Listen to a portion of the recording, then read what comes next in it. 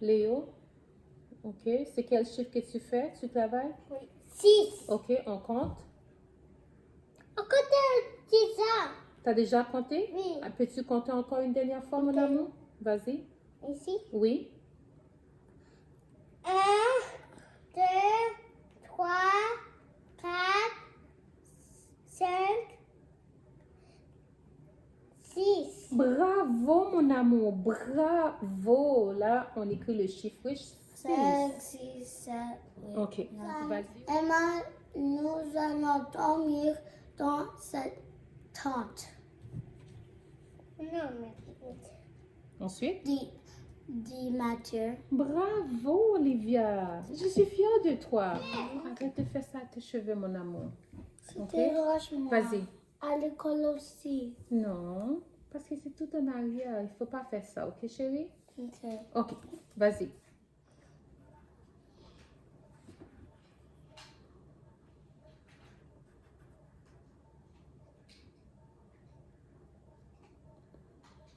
Vas-y. Ok, Olivia. On va finir ça demain. On le finit demain, Olivia, parce que... Ok. Va trouver papa. Come on, let's go, let's go. I'm sick. You're crying sick on yourself. So this is it, guys. It's a little glance. Now, Olivia and Leo, they are up. My husband is taking over. He's going to brush their teeth. Now it's his turn. He's going to read them English book. And then I'm going to read them French books as well. And they're going to go to bed. And after that, my husband and I, we are going to have a quiet time. Normally, guys, that's my routine with them. It's very simple. I reinforce a lot of writing, a lot of math, a lot of English. So Olivia and Leo, they goes to Oxford. And that's a money, I believe, like it's well spent. You know, and on top of that, they have swimmings, they have other activities. But this time, one-on-one with Olivia and Leo. So what I do, sometimes I make sure Olivia and Leo, they work together. And during the week as well, I go individual. I go one-on-one with either with Leo or Olivia. So Olivia, I will go to her room where she will take a book and she will read it for me and she will explain to me the story. Leo is the same thing. Leo is learning how to read right now. So I will sit, I will read with them, and he will still tell me a little story, what he understands. I will count with them. But at the same time, I like when they come together and they learn to wait their turns, and they're learning how to be patient with each other. So when I'm working with them together. So doing that with my kids, guys, it's very therapeutic for me. It's very healing for me because I was born and raised in Haiti, and learning was a scary thing because if you miss a word, I was getting, the beating was real, you know, and it does affect me up to now. So that's why, like, anyways, I don't want to get into it, but I always say that with my kids, it will be like a gentle approach, but very strict. And I don't beat my kids because I know what I went through.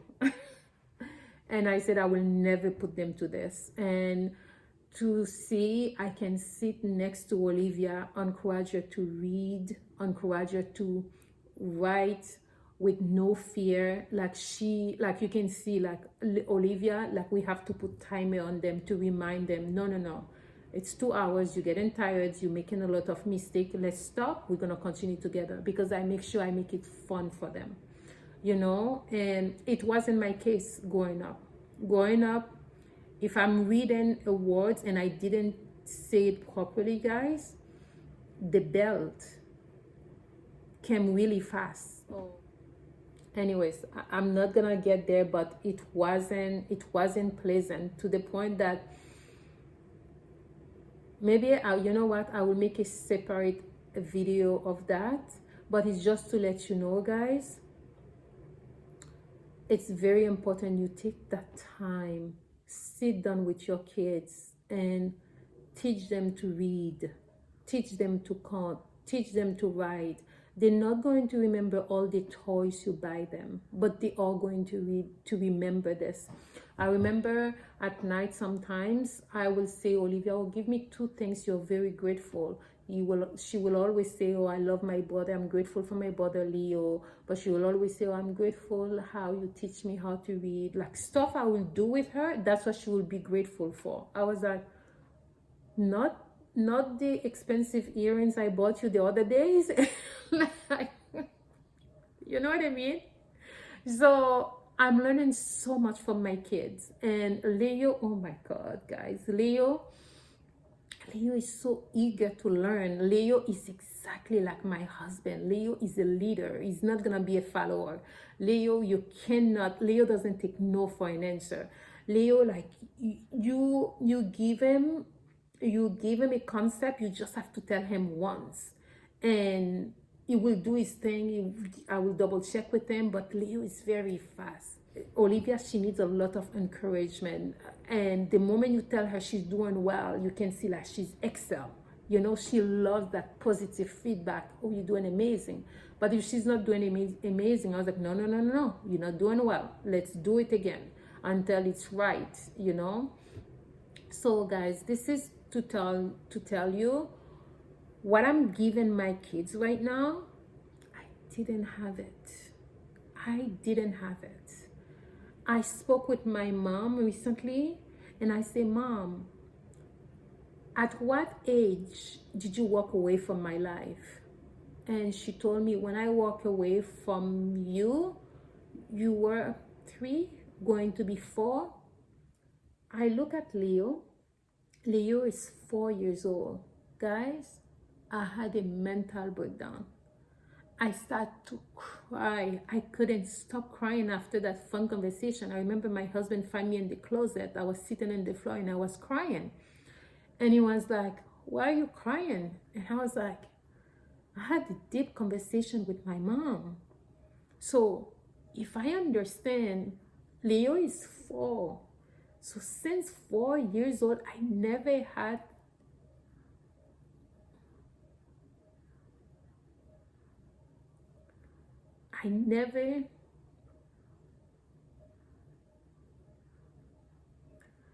so I was explaining to my husband, since 4 years old, I never have a mother in my life.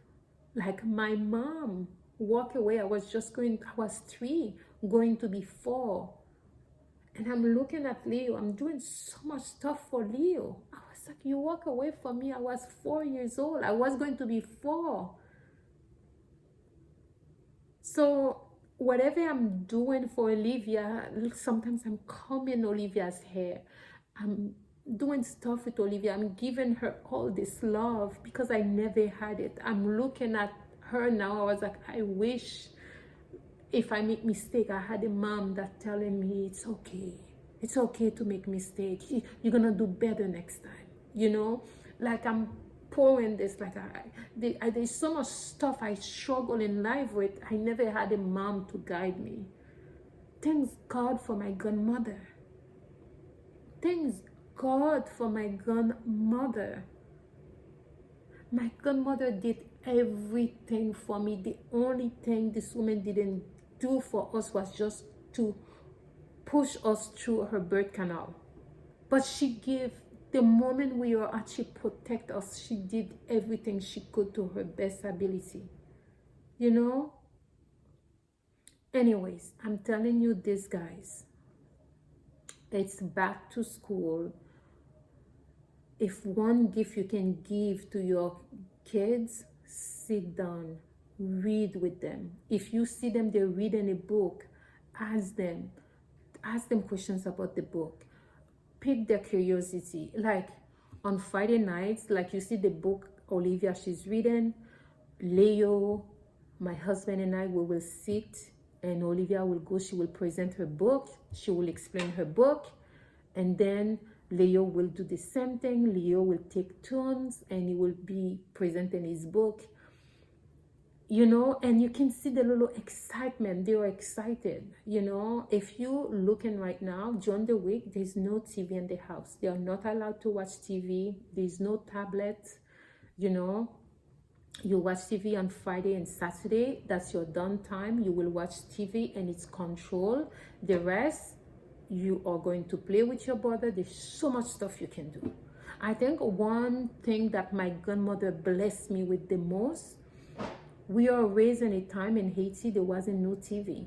So she will encourage us to play outside. There wasn't no TV. So that's why when before the kids, we didn't have no TV in our home. None. And when we going upstairs, our phone stay downstairs. You know?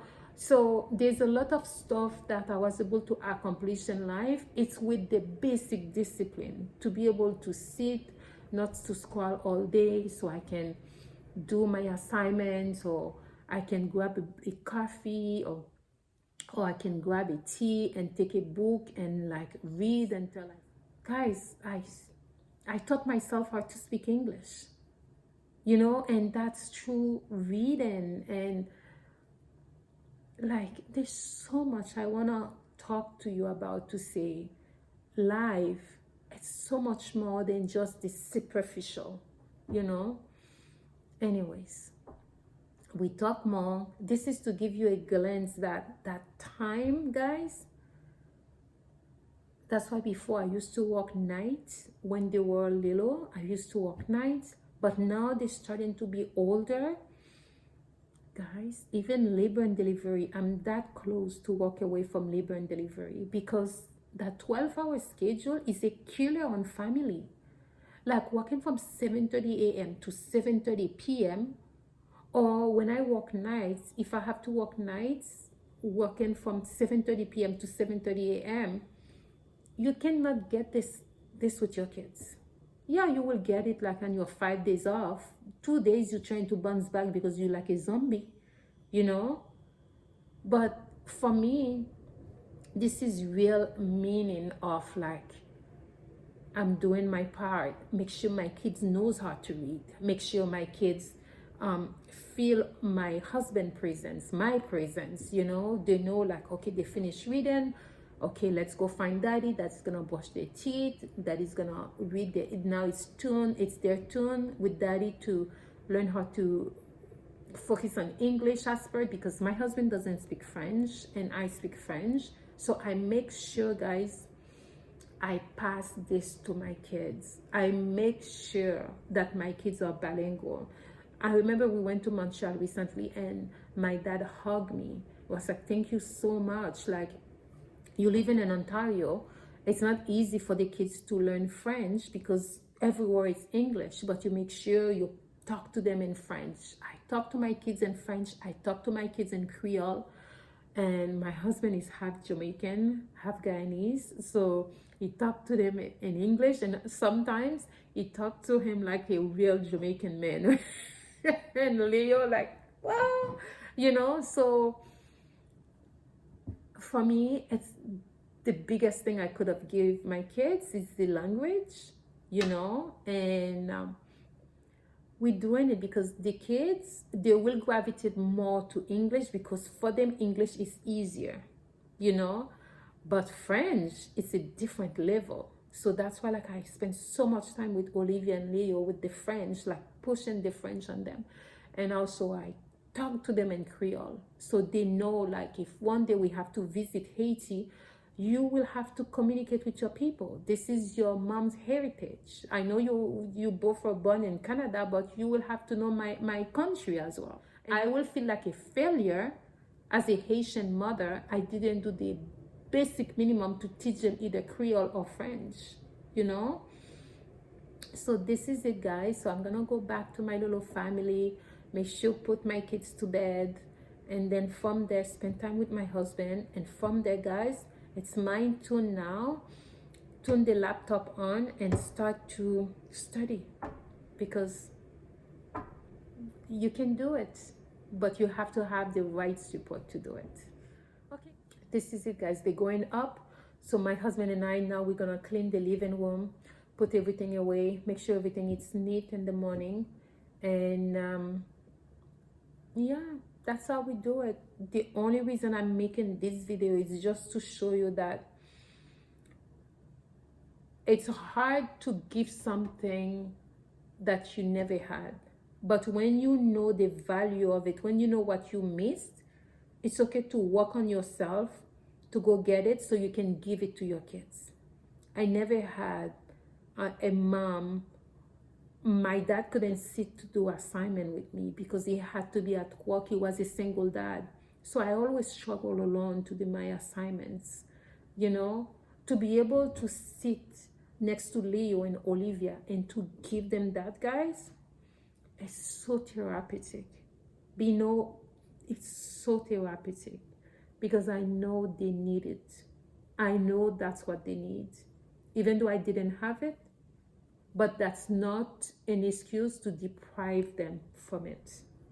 Okay? So, this is it, guys. So, spend time with your kids, guys. Not always sit, watch TV. There's so much more you can do with your kids. Read with them. Push reading on them. Push science on them. Like, give them the basic. And their TV should be like a little reward for 2 hours, 3 hours max after they accomplish everything else. Okay? Bye. Thank you so much for listening, guys. Bye.